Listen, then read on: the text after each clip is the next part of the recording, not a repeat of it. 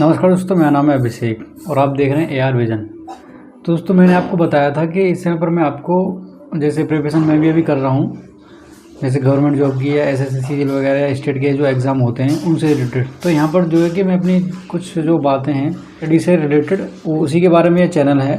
इस पर आपको मेरी जर्नी के बारे में पता चलेगा, किस तरह से मैं पढ़ाई कर रहा हूँ, जो मेरा मॉक टेस्ट में जो स्कोर है वो कितना आ रहा है। इन सभी चीज़ों को आपके साथ में मैं शेयर करना चाहता हूँ। जैसे कि यहाँ पर हमारे जो बहुत सारे भाई लोग हैं वो भी स्टडी करते हैं, उनसे हम कुछ सीखते हैं या हम उनको कुछ बता पाएँ, बस यही है। और ज़्यादा इस चैनल में आपको देखने को नहीं मिलेगा, बस स्टडी से रिलेटेड ही आपको देखने को मिलेगी जो जर्नी है। तो जैसे कि मैंने अभी मॉक टेस्ट लगाया था, तो यहाँ पर आप स्क्रीनशॉट देख सकते हो। ये जो स्कोर है मॉक टेस्ट का वो आज का ही है, यहाँ पर आप देख सकते हो।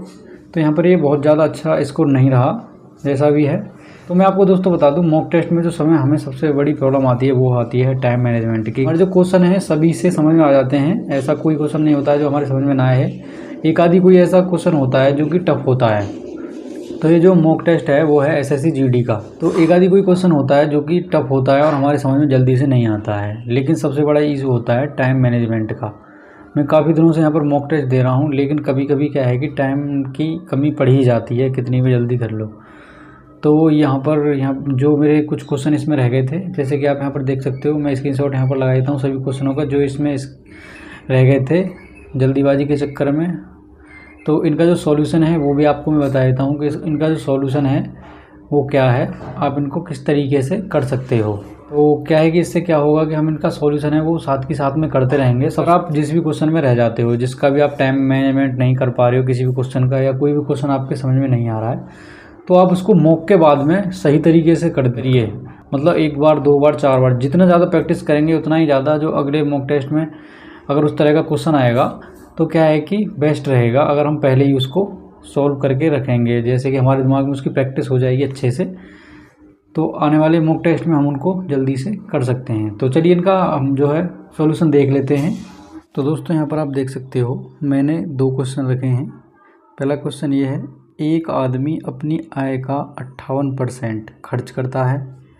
उसकी आय, मतलब एक आदमी 58% खर्च करता है, यदि उसकी आय 30% बढ़ जाती है और उसका व्यय, मतलब जो खर्चा है 25% बढ़ जाता है, मतलब आय बढ़ेगी तो खर्चा भी उसने बढ़ा ही दिया, नहीं माना, तो उसकी बचत में जो वृद्धि का प्रतिशत है वो कितना है, याद कीजिए। ये आपके चार ऑप्शन हैं, 1, 2, 3, 4। तो ऐसे क्वेश्चनों को हम कैसे हल करते हैं? तो ऐसे क्वेश्चनों को हल करने का जो तरीका है वो है, आप इस प्रकार से इसको लिखेंगे, आय बराबर, तो ये आपने पहले पढ़ा ही होगा, आय बराबर क्या होता है, खर्च प्लस बचत। हमारी जो आय है कब बनेगी पूरी, अगर हम खर्चा को भी जोड़ देंगे और बचत को जोड़ देंगे, तो जो हमारी आय है वो पूरी निकल के आ जाएगी, कितनी है। तो यहाँ पर बोल रहा है कि एक आदमी अपनी आय का 58% खर्च करता है, यानी कि उसकी आय है 100 रुपये। मान ली हमने खर्च कितनी कर दी उसने, 58%। तो यहाँ पर 100 का 58% कितना हो जाएगा, 58। तो उसके पास में जो पैसा है वो कितना बचा, 42। तो इन दोनों को जोड़ेंगे तभी तो 100 आएगा। आगे को वो क्वेश्चन में कह रहा है उसकी आय 30% बढ़ जाती है। तो अब क्या हुआ, जो उसकी आय थी उसमें 30% की बढ़ोतरी हो गई, मतलब उसकी आय 30% बढ़ गई। तो आय जब 30% बढ़ेगी तो क्या होगा, 130 हो गया यहाँ पर ये। और उसका जो व्यय भी 25% बढ़ जाता है, मतलब उसकी आमदनी बढ़ी तो खर्चा उसने बढ़ा दिया, मतलब अब और ज़्यादा अच्छी चीज़ें खरीदने लगा, ब्रांडेड चीज़ें खरीदने लगा, ये मान के चल सकते हो आप। तो हम यहाँ पर खर्चा 25% बढ़ाएंगे तो 58 का 25% बढ़ाएंगे, तो 58 का 25% कितना होगा, तो यहाँ पर 58 का 25% तो 125% निकाल लो यहाँ पर आप। तो यहाँ पर 25 पंजे 25, 25 चौका 100, और यहाँ पर कितना हो गया ये, 4 एकन 4, 4 चौका 16, 4 पंजे 20, तो कितना हो जाएगा, 5 25, 14 पंजे 70 और 72। तो कितना हो गया यहाँ पर 72.5। इसमें जब 25% की बढ़ोतरी होगी तो यहाँ पर इसकी जो अब बचत है वो कितनी हुई, मतलब आय इसकी 130 हो गई और इसमें से खर्च हो गए इसके 72.5 रुपये। तो इसके पास में कितने रुपए बचे अभी फ़िलहाल में, तो यहाँ पर बचेंगे 57.5। अब क्या कह रहा है वो, उसकी बचत में वृद्धि का प्रतिशत क्या है, यानी कि उसकी जो पहले बचत थी और अब बचत है, इन दोनों में इसकी जो बढ़ोतरी हुई है अब फ़िलहाल में इसकी वो कितनी हुई है इससे आगे।